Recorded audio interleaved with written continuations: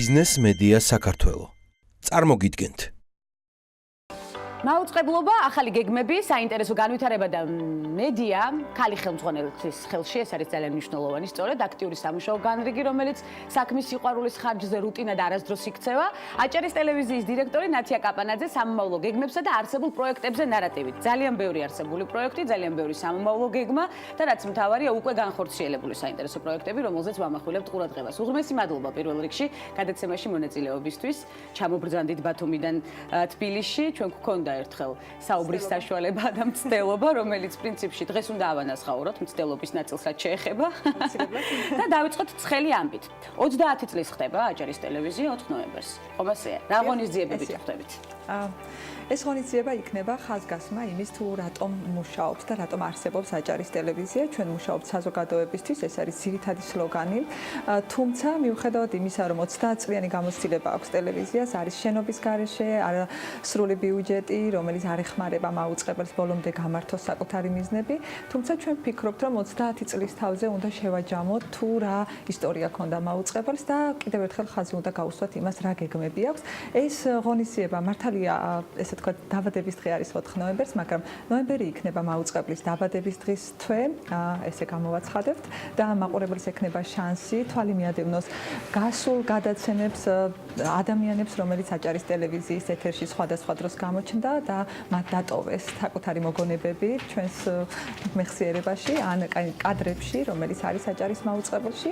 ამ შემთხვევაში ჩვენ ამ ადამიანებს გავიხსენებთ, ხოლო თვის ბოლოს უკვე გვექნება საქველმოქმედო კონცერტი და კონცერტიდან მიღებული თანხა გვინდა რომ გავუნაწილოთ საზოგადოების ყველაზე მნიშვნელოვან ნაწილს და ბერი ანდრიას ფონდში გადაირიცხება თითოეული თეთრი, რომელსაც გაიგებს საზოგადოება. ნათია, გილოცავთ წინასწარ, აუცილებლად მოგილოცავთ შემდეგაც, რა თქმა უნდა, ძალიან ბევრი საინტერესო გეგმა. კონცერტზე რა დაგხვდება? გვაქვს უკვე დაგეგმილი თუ ჯერჯერობით მუშაობის პროცესში ხართ და არასაჯაროებთ? ეს არის სამუშაო პროცესი, მაგრამ კონცერტი იქნება ძალიან მაღალი გემოვნების და აკმაყოფილებს ყველა, ეს თქვა, ჩამოსული სტუმრებიც იქნებიან სტუმრები, რა თქმა უნდა, იმიტომ რომ ჩვენ მიუხედავად იმისა, რომ ეს არის რეგიონში მდებარე მაუწყებელი, ვფიქრობთ, რომ საქართველოს აუდიტორია სრულად ფარავთ და კიდევ უფრო მეტიც მე ვფიქრობ, აჭარის მაუწყებელს აქვს სრული პრეტენზია იმის გამო, რომ აჭარა არის ტურისტული სეზონის და უშუალოდ სხვადასხვა სეზონების მასპინძელი, როგორც სამთო, მიხარია, როგორც სამთო, ისევე საზღვაო ტურიზმი არის აჭარის ერთ-ერთი სავიზიტო ბარათი.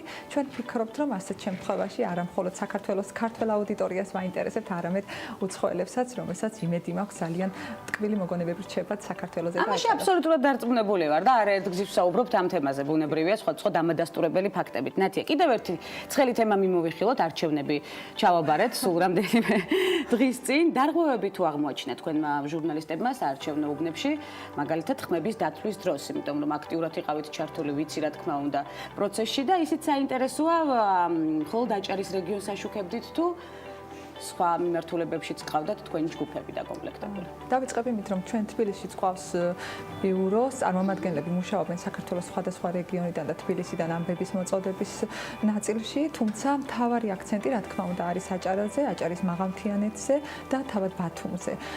დაკვირვების მომენტი, რა თქმა უნდა, დაიწყო იმით, რომ ჩვენ წინასაარჩევნოდ მოვემზადეთ და მოვამზადეთ ჩვენი თანამშრომლები, იმისთვის, რომ ზუსტად შეემჩნიათ რა არის მთავარი გამოწვევა წინასაარჩევნო პროცესში. ძალიან დიდი მადლობა ადგილობრივ არასამთავრობო ორგანიზაციებს, უბრალოდ ორგანიზაციებს, რომელსაც ფილიალები ყავთ, ასევე სახალხო დამცველის წარმომადგენლებს, მათ შეძლეს ჩვენი თანამშრომლებისთვის სპეციალური ცოდნა კიდევ ერთხელ გადაეცათ და შეეხსენებინათ. ყველა იყო ჩართული აქტიურად, რაც თავარი.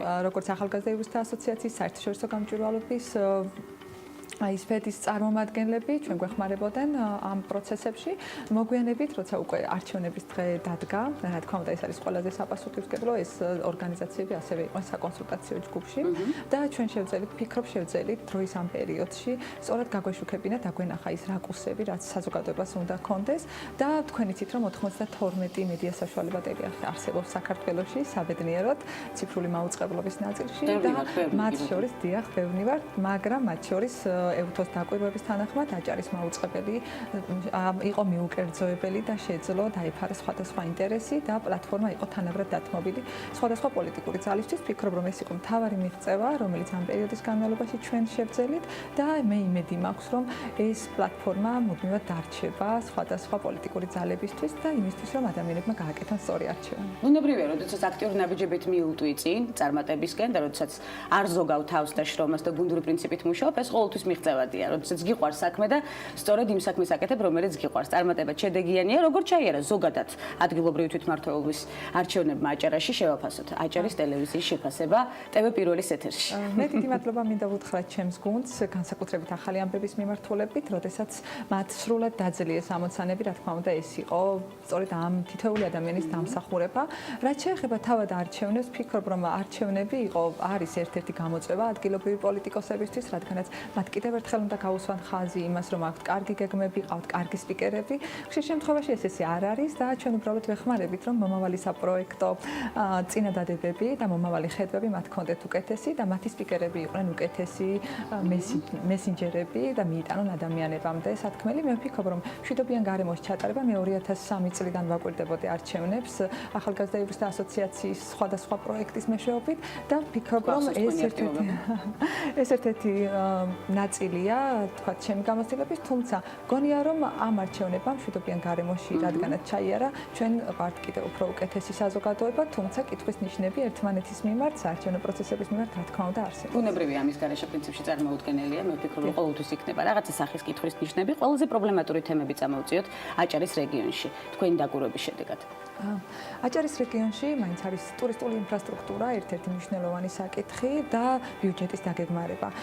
მე მესმის, რომ ჩვენ ცხოვრობთ ისეთი ადამიანების გარემოცვაში და ჯერ კიდევ ვართ ისეთი ადამიანები, რომლებიც საბჭოთა კავშირის ერთიან ბიუჯეტს ხარჯავდა, ეს ბიუჯეტი იყო გაწერილი და ჩვენ უცებ დავრჩით საბჭოთა კავშირის დიდი გადაწყვეტილებების გარეშე და გვაქვს რაღაც თანხა, რომელიც არც ისეთი საკმარისია და თქვათ არც ბოლომდე დაფარავს იმ თანამედროვე საჭიროებებს, რაც გვაქვს და ამავე დროს ჩვენ არ ვიცით, როგორ გამოვიყენოთ ბიუჯეტის ინსტრუმენტები, მაგალითად არ ვიცით, როგორ შეიძლება გაიწეროს კარგად სატენდერო წინადადება, არ ვიცით, შემდეგ როგორ უნდა მივიღოთ სატენდერო წინადადების განხილვის შემდეგ შესაბამისი შედეგი, მაგრამ ვფიქრობ, რომ ეს არის ერთ-ერთი პროცესი და უნდა ვთქვათ, რომ ის განვითარების იმ ეტაპზე, რომელშიც იმყოფება ალბათ ჩვენი ქვეყანა და თითოეული ჩვენგანი ვართ ამ პროცესის მონაწილე, ალბათ ეს არის თანმდები ნაწილიც.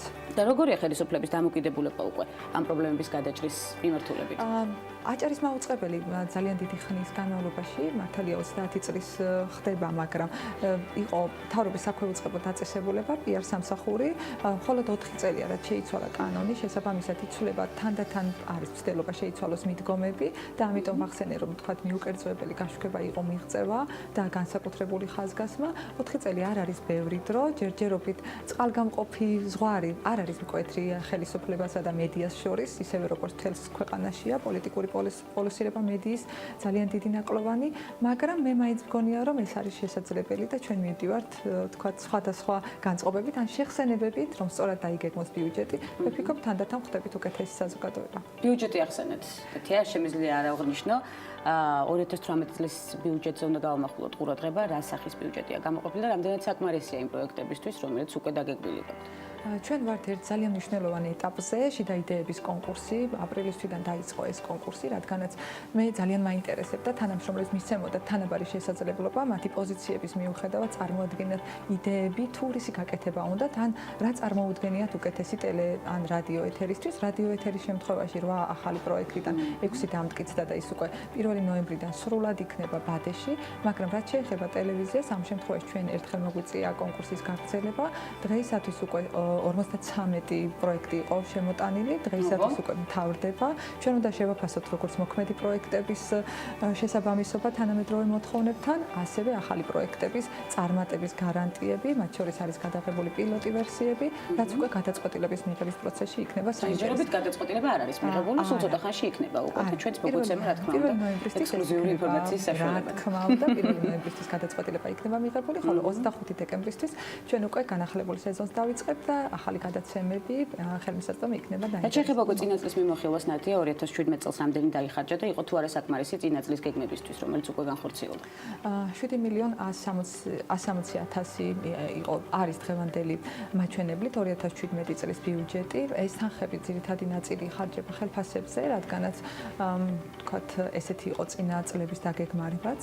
ტექნიკური საჭიროებები ძალიან დიდი აქვს აჭარის მაუწყებელს, გარდა იმისა, რომ საერთოდ არ გააჩნია ორგანიზაციის შენობა და ეს არის ძალიან დიდი უცდელი. უცნაურობა, ტექნიკური ვთქვათ პარკი ვერ პასუხობს იმ თანამედროვე გამოწვევებს, რაც გვაქვს და მუდმივად ხდება განახლებაზე ზრუნვა, მაგრამ ვერ ხდება განახლება. იმიტომ რომ ეს რა თქმა უნდა დიდ ფინანსურ დანახარჯებს მოიცავს, ასევე საჭიროა მაუწყებლის სიგნალის გავრცელების ვთქვათ ხარისხის შეცვლა, ჩვენ ეს ხარისხით ესე ვთქვათ ერთ-ერთი დაბალი ხარისხია გავრცელების, ვფიქრობ რომ HD ხარისხი აუცილებელია იმისთვის რომ მაყურებელმა უკვე თვალით აღიქვას და არ გვიღალატოს, იმიტომ რომ ეს არის ბუნებრივი და მიუხედავად ამ ყველაფრისა ძალიან ბევრი მაყურებელი ყავთ და ძალიან დიდ მოწონებას იმსახურებს თქვენი ტელევიზია, ესეც უნდა აღინიშნოს კონტენტის ხარჯზე. თუმცა ეს ყველა პრობლემა მოსაკვირველია. დიახ, ეს არის კონტენტი, მე ვფიქრობ რომ აჭარის მაუწყებლის დინამიკა არის განსხვავებული, ის არ არის პოლიტიკური პოლარიზების მატარებელი მაუწყებელი, მისი დინამიკა არის ბუნებასთან ბევრად უფრო ახლოს, ადამიანურ საჭიროებებთან და ვფიქრობ რომ ეს რა თქმა უნდა მაყურებლისთვის არის საინტერესო. გოგი გვახარიას და საულმე ასათიანის გადაცემის მიმდინარეობა როგორია?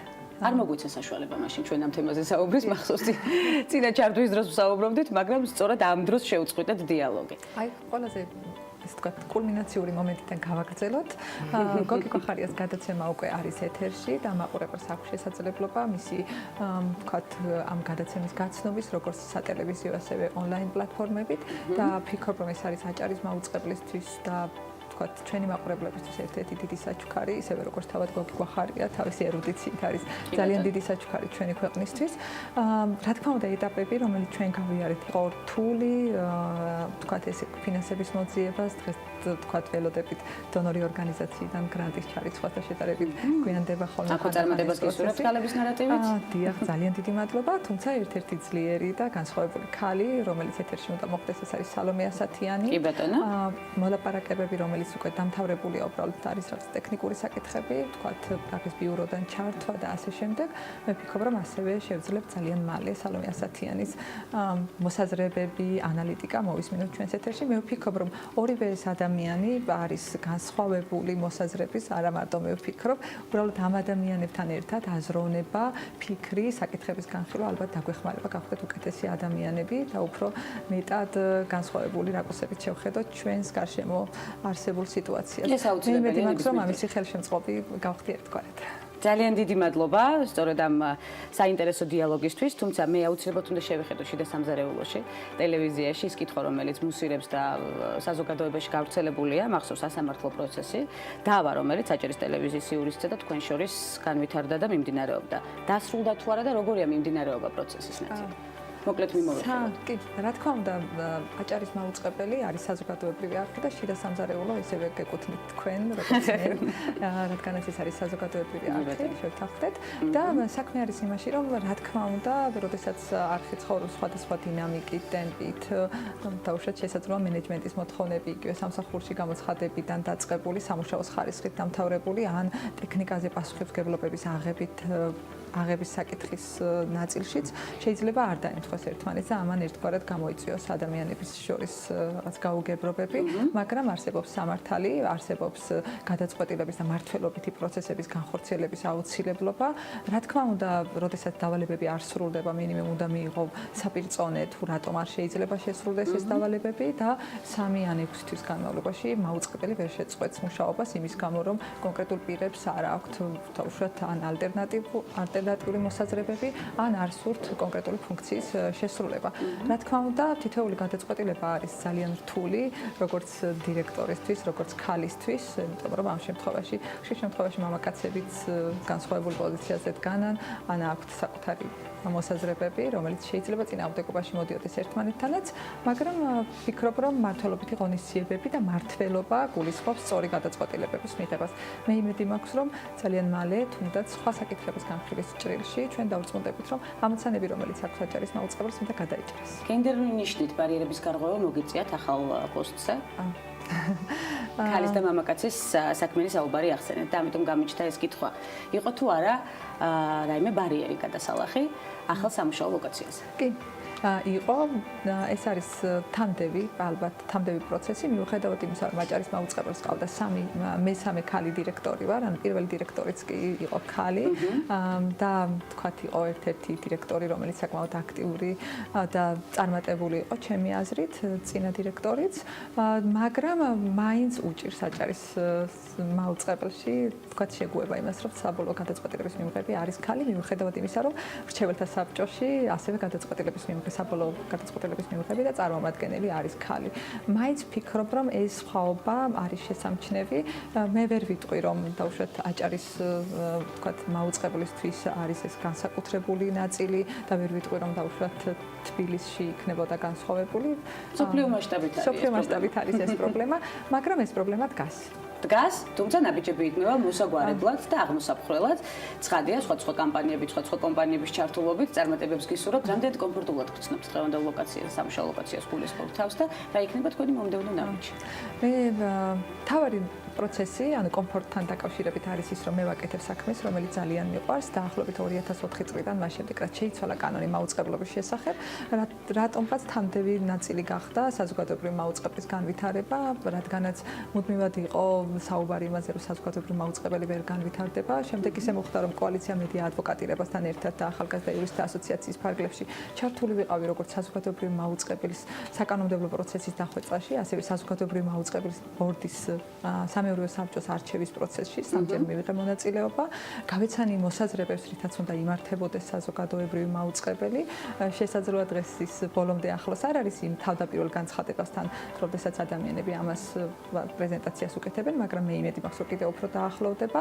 მოგვიანებით ასევე ჩართული ვიყავი აჭარის მაუწყებლის შესახებ კანონმდებლობის ცვლილების პროცესში და ასევე სტრუქტურისა და სტრატეგიის დამუშავების. ბევრი შრომა ჩადეთ. ერთი სიტყვით შეიძლება ითქვას და შედეგსაც ბუნებრივია ველოდებით, თუმცა რაღაცა სახის შედეგი, რა თქმა უნდა, გვაქვს უკვე და ყოველთვის უნდა ისრაფოდე მეტი წარმატებისკენ. ეს არ გვეშლება ჩვენ, ვიცით ძალიან კარგად.